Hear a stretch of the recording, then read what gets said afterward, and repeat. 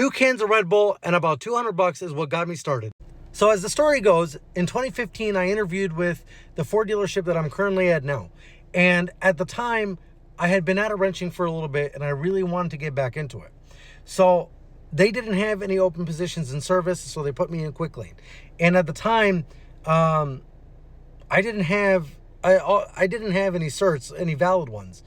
And so anyways, they put me in the lube rack and they told me to have just the basics. And so I did. So I had 13, 15, and 16 sockets, 17, just all the standard stuff that you would need to do oil changes and small maintenance things, right?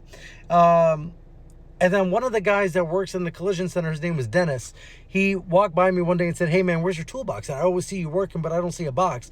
I said, "I don't have a toolbox. I just got that small hand box and it's got everything that I need."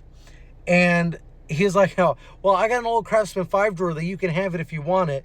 And I told him, "Well, all right, cool. How much you want for it?" He says, "Nothing. I'm getting rid of it anyways. I'm cleaning out my garage. It's just something I don't need." I said, "All right, that's pretty cool. I'll take it from you." So he does. So he brings it by, gives it to me, and I said, "Listen, man, I really got to give you something for it." He's like, no. It's honestly, it's not a big deal.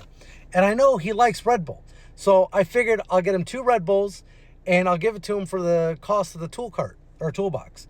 And that's what I did. So for 2 Red Bulls and about $200 is what really got me started. And then all the other stuff that you guys see in my videos, from the snap-on wrenches to the torque wrenches, the meter, the Matco scanner, all that other stuff, all that came years later. I didn't buy my first professional toolbox, like the big box, until I was 2 years in. And that Mac toolbox, I got it for such a good deal that I couldn't pass it up. So ultimately, you're right. You should start off as cheap as possible, depending on what you're going in for.